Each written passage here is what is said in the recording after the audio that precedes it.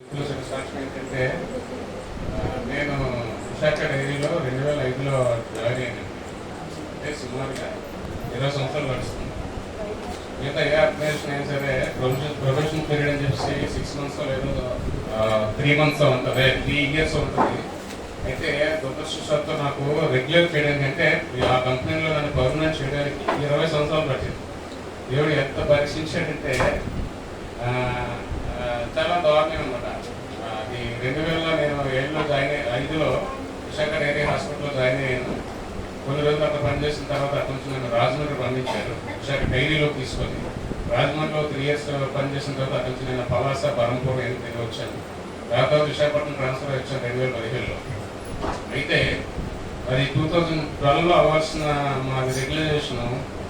నేను అంతకుముందు చాలాసార్లు ప్రేయర్ రిక్వెస్ట్ కూడా రాసిచ్చాను. ఇక్కడ రాయ్ గారు ఉన్నప్పుడు ఎవ్రీ రిక్వెస్ట్ కానీ లేదా అంతకుముందు ఎప్పుడైనా సరే నేను ప్రేయర్ రిక్వెస్ట్ రాసిచ్చామని ఆయన చదువుతూ ఉండేవారు. ఈ సంవత్సరం జరుగుతుందిలే బాబు, ఈ సంవత్సరం జరుగుతుందిలే బాబు అనుకుంటారు.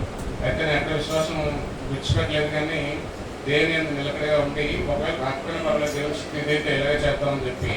ఎలా ఉంటుందంటే మిగతా అన్ని సంవత్సరాల ఆర్డర్స్ కూడా ఎవ్రీ ఇయర్ కన్సల్టెన్సీ అని చెప్పి ఎవ్రీ ఇయర్కి ఒకసారి ఎక్స్టెండ్ చేస్తారు తప్ప గవర్నమెంట్ ఆర్డర్ ఇవ్వరు అనమాట.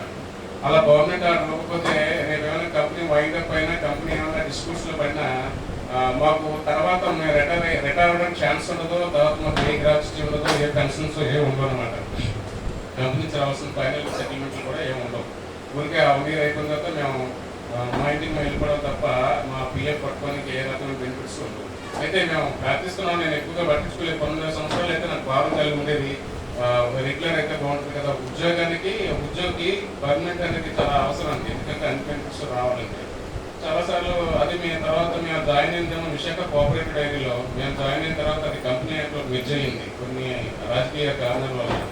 అందుని బట్టి కూడా మేము లాస్ అయిపోయాం. ఎందుకంటే కంపెనీ కోఆపరేటివ్ యాక్ట్లో ఉంటే స్టేట్ గవర్నమెంట్ చట్టంలో ఉండాల్సిన డైరీని కంపెనీ యాక్ట్లో తీసుకుని వెళ్ళిపోయారు 2019 కంపెనీ చట్టంలోకి. ఏదైనా అవుతుంది అని చెప్పి మేము ఎదురు చూస్తుండగా మొన్న నేను సాక్ష్యం చెప్పాను. ఇప్పుడు లాస్ట్ December 31st ఆ రోజు January 1st అనుకుంటా ఆ రోజు అనౌన్స్ చేశారు రెగ్యులర్ అవుతానని చెప్పి. అదే మేము చాలా మందిని పర్మనెంట్ చేస్తామని కంపెనీ నుంచి యూనియన్ వారితో చెప్పడం జరిగింది. ఇలా రెగ్యులర్ చేస్తున్నాం 25% మెంబర్స్ని ఈ January కానీ ఈ 31st March కానీ. తర్వాత కూడా అనేక కారణాలు చోటు చేసుకొని రాజకీయ కారణాలు కూడా ఇందులో కలిసి మళ్ళీ వెనక్కి వెళ్ళారు. అయితే మేము హోప్ ఉంచలేదు, కానీ దేవుని నేను ప్రార్థించి నిలబడిగా ఉన్నాం. అయితే అది వస్తే నేను బాగుపడతానని, అది దాంతో బ్రతుకుతానన్న ఉద్దేశం కాదు. కానీ ఒక ఉద్యోగం చేస్తున్నప్పుడు ఆ ఉద్యోగికి అది ఒక మనస్సంతైనటువంటి విషయం అనమాట. నేను రెగ్యులర్ అయినప్పుడు మనకి కొంచెం ఉద్యోగ భద్రత దొరుకుతుంది. నేనంటాను మన భద్రత దేవుడి చేతిలో ఉంది, కానీ ఏ ఉద్యోగంలో లేదు, ఏ డబ్బులోనూ లేదు. నేను అనేక సార్లు అదే విషయం చెప్తాను. హల్లెలూయా. అయితే తోటి ఉద్యోగుల దగ్గర సేమ్ ఎక్స్పీరియన్స్, సేమ్ సీనియారిటీ ఉన్నప్పటికీ కూడా మమ్మల్ని తక్కువగా చూసేవారు. వీళ్ళు రెగ్యులర్ కండక్టీ కాదు, రెగ్యులర్ ఎంప్లాయీస్ కాదు, వీళ్ళు అగ్రిమెంట్ అని ఆ బాధ చిన్నది ఉంటుంది. మనకంటే మన పని చేయలేని వాళ్ళ దగ్గర కూడా మనం ఇది భరించాల్సి వస్తుంటుంది. దేవుని నామాన్ని బట్టి మొన్న ఎప్పుడు March 23న ఒక లిస్ట్ రిలీజ్ చేశారు. వాస్తవానికి యాజ్ పర్ మై సీనియారిటీ నా బ్యాచ్ నెంబర్ని బట్టి నేను ఫస్ట్ లిస్ట్లో 1, 2, 3 పేర్లు ఉండాలి. కానీ ఆ రోజు సాయంత్రం 4 గంటల లిస్టు రిలీజ్ అయ్యి వాట్సాప్లో వస్తున్నాయి, నా పేరు ఎక్కడా కనపడలేదు. చాలా బాగా 20 ఏళ్ళ నుంచి ఎదురు చూస్తూ మా మార్కెటింగ్ డిపార్ట్మెంట్ అంతా ఈసారి రెగ్యులర్ అయితే నువ్వు ఫస్ట్ 1, 2, 3లో ఉంటావని మా డిపార్ట్మెంట్ ఎక్స్పెక్ట్ చేసింది. నా పేరు 200, 1300 ఒక దగ్గర లేదు. నేను ఒకేసారి యాక్షన్ వేసింది, ఇది దేవుని చిత్తం కాదు. కోసం ఉద్యోగం చేయడమే దేవుని చిత్తం కాదు. అయితే నేను దీనికోసం ఆలోచించకూడదని అనుకున్నప్పటికీ కూడా నాకు వచ్చే ఫోన్లు ఎలా వస్తున్నాయంటే, మనుషులందరూ ఎలా ఉంటారంటే నన్ను ఆ జనరల్గా ఫోన్ చేయకూడదు. పేరు లేనప్పుడు మా స్టాఫ్ కానీ మా కొలీగ్స్ కానీ ఫోన్ చేయకూడదు. ఫోన్ చేసి నీ పేరు ముందే ఉంటుంది అన్నావు కదా, 1, 2లో ఉంటున్నావు, ఎక్కడ కనపడలేదు, ఏ 1లో ఉందో చూడు, 101లో ఉందా, 201లో ఉందా, 1లో ఉందా, 11లో ఉందా అంటే నాకు అసలు లిటరల్గా చెప్తున్నాను, చాలా బాధ అనిపించింది. నా ఉద్యోగం నన్ను కాపాడుతుందని నేను ఎప్పుడు నమ్మను. కానీ అయితే ఆ సందర్భాన్ని బట్టి నేను చాలా చివుకు అనిపించి వీళ్ళు చేయరు. ఇక నేను అంటే ఆల్రెడీ 2 సార్లు కోర్టులో కేసు ఫైల్ చేసుకున్నాం. అనేక సార్లు ఆ ప్రయత్నాలు కూడా జరిగాయి. సరే అని చెప్పి నేను కోరుకున్నాను. ఆ తర్వాత 2వ రోజు అనూహ్యంగా మళ్ళీ లిస్ట్ పెట్టారు. ఏమండి అది నెక్స్ట్ ఇయర్ చేయాల్సింది ఈ సంవత్సరమే దేవుని నేను నిలకడ నుంచి ప్రార్థన చేశాను. నీ చిత్తమైతే నన్ను ఈ సాక్ష్యం చెప్పేస్తున్నాను ఆల్రెడీ December 31 అది వ్యర్థం కాకూడదు, అది నేను సన్నిధిలో మాటలు ఏ మాట నిరర్థకంగా ఉండిపోకూడదు, దాన్ని నన్ను సాక్షిగా నిలుపు అని నేను అనుకోవడం జరిగింది. అనుకున్నప్పుడు అనూహ్యంగా నెక్స్ట్ ఇయర్ జాన్యువరి 1 చేసిన లిస్ట్ ఇంకో 25% ఈ ఇయరే ఈ మార్చ్ లోనే రిలీజ్ చేశారండి. అండి ఆ లిస్ట్ వచ్చిన తర్వాత దేవస్థుతులను బట్టి నా పేరు 12వ పేరులో ఉందండి. హల్లెలూయా. చూసిన స్టేజ్ లోనే మనోడు వంశీ చేస్తారు, నా లిస్ట్ 12వ పేరులో ఉంటుంది. అంటే నేను ఇక్కడ నన్ను నేను కనపరుచుకోవడం చెప్పట్లేదు, కానీ దేవుని యొక్క నిరీక్షణ నుంచి ఎన్ని సంవత్సరాల నుంచి నేను నిరీక్షణ 20 సంవత్సరాలు నాకు అనేకమైన ఆపర్చునిటీస్. నేను డైరీలో జాయిన్ అయిన తర్వాత ఈనాటి జర్నలిజం లో నేను పాస్ అయ్యాను. ఈనాటి జర్నలిజం లో పాస్ అయ్యాను నేను. దానికి కూడా మెయిన్స్ ప్రిలిమినరీ 2 ఎగ్జామ్స్ ఉంటాయి, రాశాను, పాస్ అయ్యాను. హైదరాబాద్ సోమజ్ కూడా ఈనాడు జర్నలిజం స్కూల్లో జాయిన్ అయ్యి 3 years నా కోర్స్ అయిపోతే ఇవాళ నేను టాప్ మోస్ట్ టీవీలో జర్నలిస్ట్ గా ఉండాల్సింది నేను. కానీ ఎందుకలా నేను ఆ పేపర్ నేను ఆలోచించలేదు.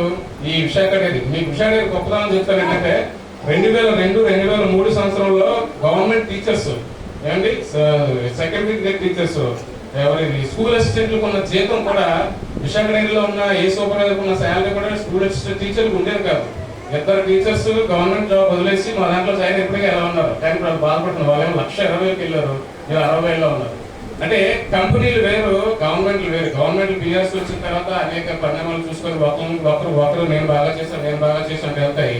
కంపెనీ ఎవరికి వెళ్తుంది, కంపెనీ ప్రొడక్టివిటీ మీద, ప్రొడక్ట్ ఉన్న చట్టం మీద ఆధారపడి జరుగుతుంటారు. నేను చెప్తున్నాను ఎందుకంటే నేను సాక్షి ఎందుకంటే చెప్తున్నానంటే ప్రతి దాంట్లో కూడా మనం కనిపెట్టుకుని ఉండాలి, ప్రతి దాంట్లో కూడా మనం నమ్మకంగా ఉండాలి. ఉన్నప్పుడే ఖచ్చితంగా దేవుడు మనల్ని హెచ్చిస్తాడండి.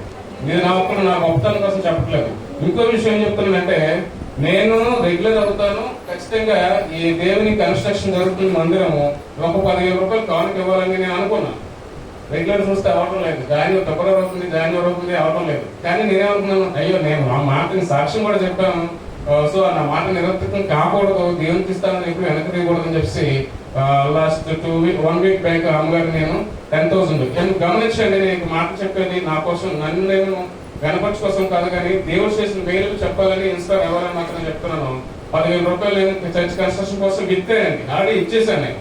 నాకు అప్పుడు తెలుసు ఈ లిస్ట్ ఇస్తారా ఎవరా, లేదా ఇంకేమైనా రాజకీయాలు జరుగుతున్నాయా.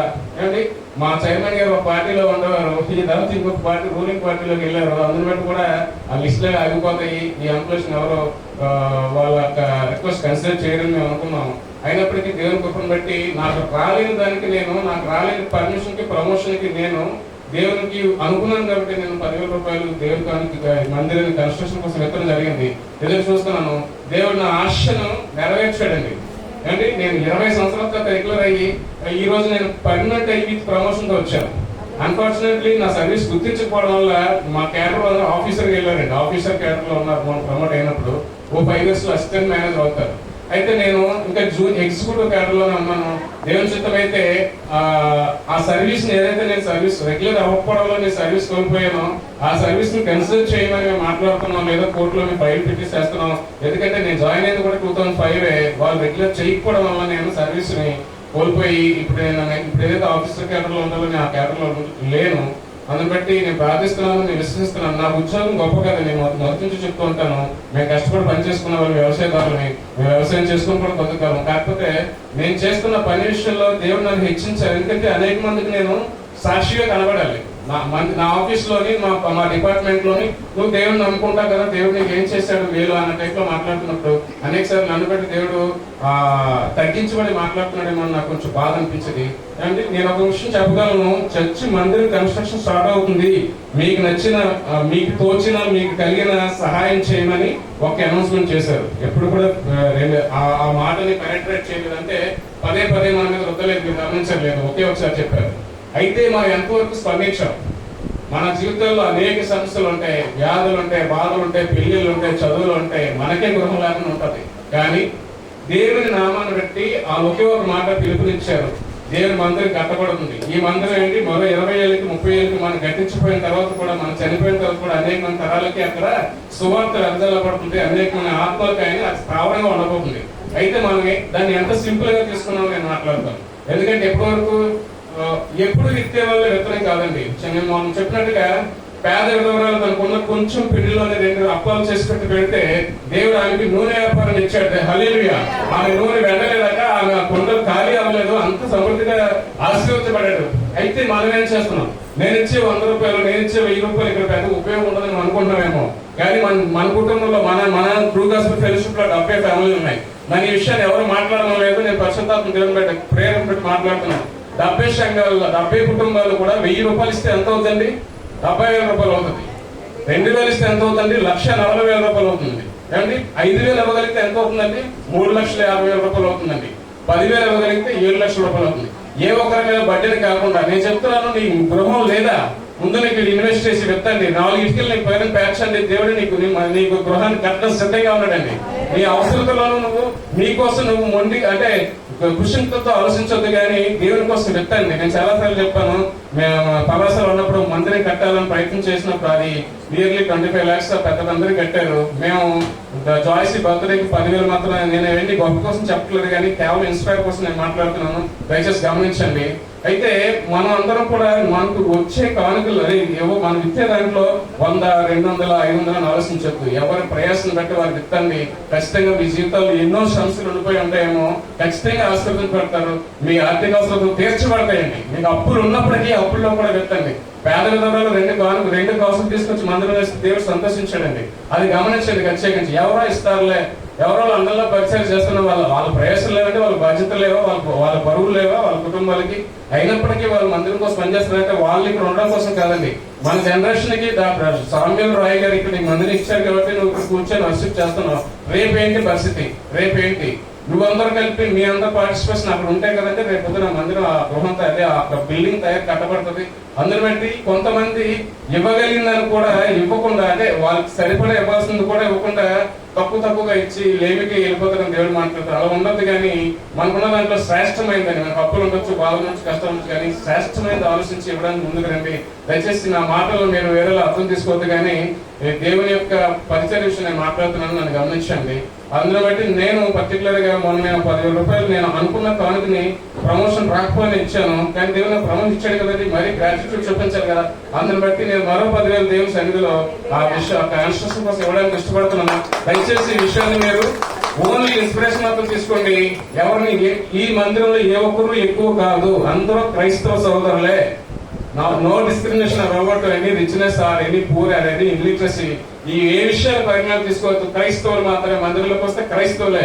నీకెంత అధికారం ఉందో నాకే ఎంత అధికారం ఉంది, నీకెంత ఉందో ఆమెకి ఎంత ఉందో నాకెంత ఉంది. ఎవరు గొప్పవారు కదా, దయచేసి విషయం గమనించండి.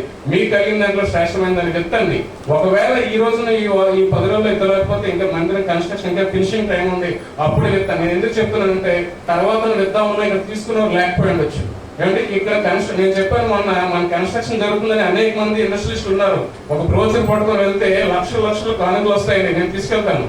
కానీ అది దేవుడికి యుక్తమైనది కాదు. నీతితో సంపాదించింది, నువ్వు కష్టపడి నువ్వు నీ చేతులతో విత్తితే పైన స్వామ్యాల దగ్గర సంతోషపడతారండి. నేను ఒక మందరికి కన్నాను, వారు నా మాట విన్నారు. ఈ రోజున వాళ్ళు విత్తిన దాన్ని బట్టి ఇక్కడ సువార్త ఇంకా ముందుకెళ్తుందని దయచేసి గమనించండి. ఏ ఒక్కరు ఇరుకుగా ఆలోచించొద్దు, కానీ మన కష్టాల్లోనే, మన బాధల్లోనే, మన వ్యాధుల్లోనే దేవునికి ముందుకు ఇవ్వడానికి ముందుకు వెళ్తాం.